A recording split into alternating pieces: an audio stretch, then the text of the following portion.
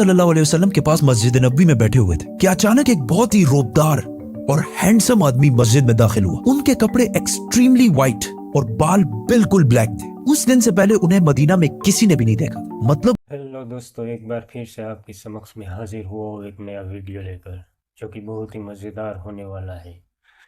یہ ویڈیو کا نام ہے سینس آف قیامت، یعنی کہ قیامت کی کچھ ایسی نشانیاں جو ہمارے آقا محمد مصطفیٰ صلی اللہ تعالیٰ علیہ وسلم نے بتائی تھی۔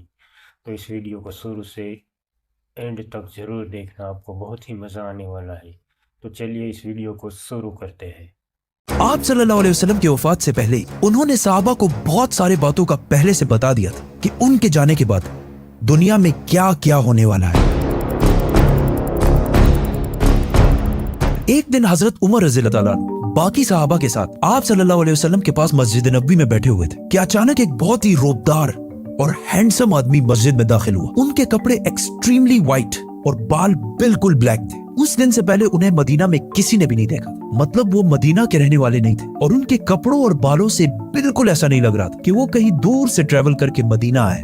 مسجد میں بیٹھے سارے صحابہ اس شخص کو غور سے دیکھ رہے تھے۔ وہ آدمی سیدھا مسجد نبوی کے اندر آیا اور آ کے رسول اللہ صلی اللہ علیہ وسلم کے بالکل سامنے بیٹھ گیا اور کہا، اے محمد، مجھے اسلام کے بارے میں بتائیں۔ اس آدمی کے جانے کے بعد آپ صلی اللہ علیہ وسلم نے صحابہ سے پوچھا کہ کیا تم نے اس شخص کو پہچانا؟ یہ جبریل علیہ السلام تھے اور تمہیں تمہارا دین سکھانے کے لیے آئے تھے۔ آپ صلی اللہ علیہ وسلم نے جبریل کو اسلام کے بارے میں بتایا کہ اللہ کے سوا کسی کو خدا نہ ماننا، محمد کو اللہ کا رسول ماننا، نماز، روزہ، زکوٰۃ اور حج ادا کرنا، جس پر جبریل علیہ السلام نے کہا کہ آپ نے بالکل سچ فرمایا۔ پھر جبریل علیہ السلام نے آپ صلی اللہ علیہ وسلم سے ایمان کے بارے میں پوچھا۔ آپ صلی اللہ علیہ وسلم نے فرمایا کہ اللہ کو ماننا، اس کے اینجلز، فرشتوں کو ماننا، اس کی کتابوں کو ماننا، اس کے پیغمبروں کو ماننا، آخرت کو ماننا اور تقدیر کو ماننا، جس پر جبریل علیہ السلام نے پھر کہا کہ آپ نے بالکل سچ فرمایا۔ جبریل علیہ السلام نے آپ صلی اللہ علیہ وسلم سے احسان کے بارے میں بھی پوچھا، اور پھر جبریل علیہ السلام نے آپ صلی اللہ علیہ وسلم سے پوچھا کہ قیامت، the day of judgment،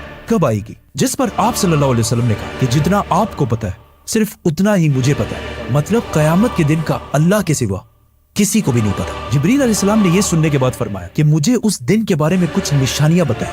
اب تک اس ڈسکشن میں جتنی بھی باتیں ہوئی ان سب کو آپ صلی اللہ علیہ وسلم پہلے بھی ایکسپلین کر چکے، کیونکہ یہ واقعہ آپ صلی اللہ علیہ وسلم کی وفات سے کچھ ہی عرصے پہلے ہوا تھا، جب آلموسٹ سارا قرآن نازل ہو چکا تھا۔ لیکن اس کے بعد جو آپ صلی اللہ علیہ وسلم نے قیامت کی نشانیاں بتائی، وہ اس سے پہلے کسی کو بھی پتا نہیں تھی، اور ان نشانیوں کا تعلق صحابہ سے زیادہ ہم سے ہے، کیونکہ جو نشانیاں آپ صلی اللہ علیہ وسلم نے بتائی وہ صحابہ نے اپنی زندگی میں پورے ہوتے نہیں دیکھی، بلکہ وہ نشانیاں آج ہم دیکھ رہے ہیں۔ which means جبریل علیہ السلام صرف صحابہ کو نہیں بلکہ آج کے مسلمانوں کو بھی قیامت کی بہت امپورٹنٹ نشانیاں سکھانا چاہتے تھے۔ آپ صلی اللہ علیہ وسلم نے جبریل علیہ السلام کو جواب دیا کہ جب ایک لونڈی اپنے مالکن کو جنم دے گی، جس کو بہت سارے اسکالر سمجھتے ہیں کہ جب اولاد اپنے والدین کو غلام سمجھے گی، اور جب یہ ننگے پیر غریب شیپھرڈز، چرواہے، ایک دوسرے سے لمبی بلڈنگز بنانے میں کمپٹیشن، مقابلہ کریں گے۔ جبریل علیہ السلام نے پھر کہا کہ آپ نے بالکل سچ فرمایا، اور اٹھ کر وہاں سے چلے گئے۔ آپ صلی اللہ علیہ وسلم نے صحابہ کو بھیجا کہ کوئی جا کر اس آدمی کو ڈھونڈے، لیکن اس دن کے بعد یہ آدمی کسی کو بھی نہیں دکھا۔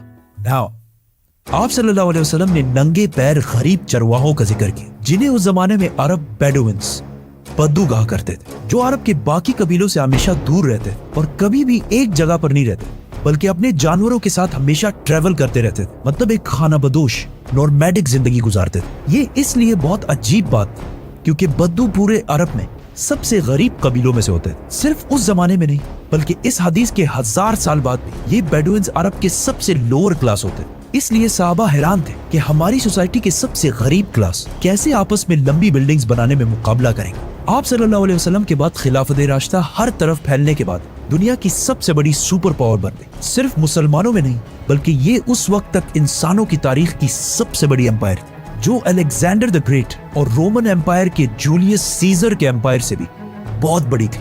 اس کا فائدہ اٹھاتے ہوئے یہ بیڈوینز پورے دنیا میں پھیل گئے، لیکن پھر بھی ان کی سب سے بڑی پاپولیشن اسی عرب کے علاقے میں رہی۔ آہستہ آہستہ وقت گزرتا گیا اور ان کا کلچر بالکل بھی نہیں بدلا۔ یہ بیڈوینز اسی طرح اپنی زندگی گزارتے رہے۔ آخر 1000 سال بعد عثمانیہ خلافت کے آخری زمانے میں دنیا پرانے طریقوں سے ایک نئی انڈسٹریل ایج کی طرف بڑھنے لگی، تو آخر عثمانی خلیفہ سلطان عبدالحمید نے مسلمانوں کو بھی ماڈرن دنیا کی طرف لانے کے لیے بہت اسٹرانگ ریفارمز کی، اور پوری ایمپائر میں बहुत सारे प्रोजेक्ट शुरू किए, जिसमें इस्तांबुल से मदीना तक एक ट्रेन भी बनाई गई। लेकिन इस ट्रेन के रास्ते में हमेशा एक बहुत बड़ी रुकावट थी, यही बेडुइन्स, क्योंकि इन्हीं बेडुइन्स ने इससे बहुत साल पहले 1757 में 20,000 हाजियों को शहीद भी किया था, जिसके बाद उस्मानिया सल्तनत इनके कल्चर को चेंज करने लगी और इन्हें खानाबदोश नॉर्मैडिक जिंदगी से एक परमानेंट इलाके में सेटल करने की कोशिश की। लेकिन बेडुइन कबीले उस्मानिया सल्तनत के इन रिफॉर्म से बिल्कुल भी खुश नहीं थे और आखिर सऊदी अरब के पहले बादशाह इब्ने सऊद ने बेडुइन्स को यूनाइट करके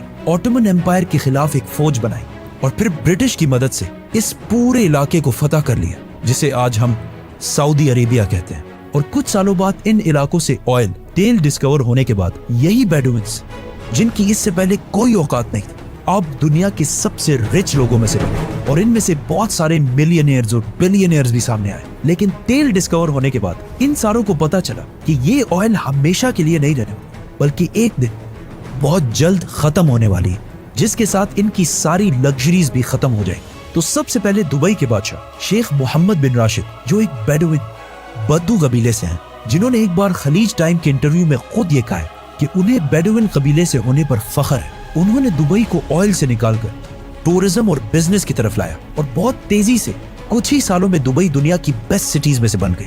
और फिर कुछ सालों बाद दुनिया की सबसे लंबी बिल्डिंग बुर्जुल खलीफा भी दुबई में बनाई गई। ये अब तक इंसानों की बनाई हुई सबसे बड़ी बिल्डिंग थी। इससे पहले एक जमाने में, आज से 4500 साल पहले, इजिप्ट में फिरौनों के बनाए हुए pyramids, specifically the pyramid of Giza, इंसानों की बनाई हुई सबसे बड़ी बिल्डिंग और दुनिया की सबसे बड़ी बिल्डिंग होने का ये टाइटल इस पिरामिड के पास 3800 साल तक रहा।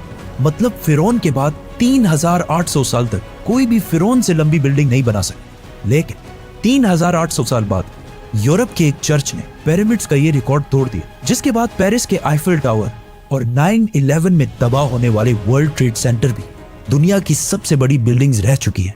इसके बारे में फिर हम बात करेंगे, तो सब्सक्राइब। दुबई के इस अजीम कामयाबी को देखकर सऊदी ने भी इसे कॉपी करना शुरू किया और मक्का में काबा के बिल्कुल सामने दुनिया की चौथी सबसे बड़ी बिल्डिंग बनाई और कुछ ही साल बाद दुनिया की सबसे बड़ी बिल्डिंग का ऐलान करती है, किंगडम टावर या जद्दा टावर, जो दुबई के बुर्ज खलीफा से भी बड़ी होगी और इस तरह सऊदी यूएई से आगे निकल जाएगा। इस सारे प्रोजेक्ट को हेड करने वाले का नाम अल वलीद बिन तलाल है, जो कुछ साल पहले दुनिया के सबसे अमीर अरब, जिनके कबीले का ताल्लुक अगेन एक बेडुइन कबीले से, जिसके बाद दुबई ने सऊदी से दोबारा आगे निकलने के लिए दुबई में एक नई दुनिया की सबसे बड़ी बिल्डिंग बनाने का ऐलान किया, जो इन दोनों बुर्ज खलीफा और जद्दा टावर से भी बड़ी होगी।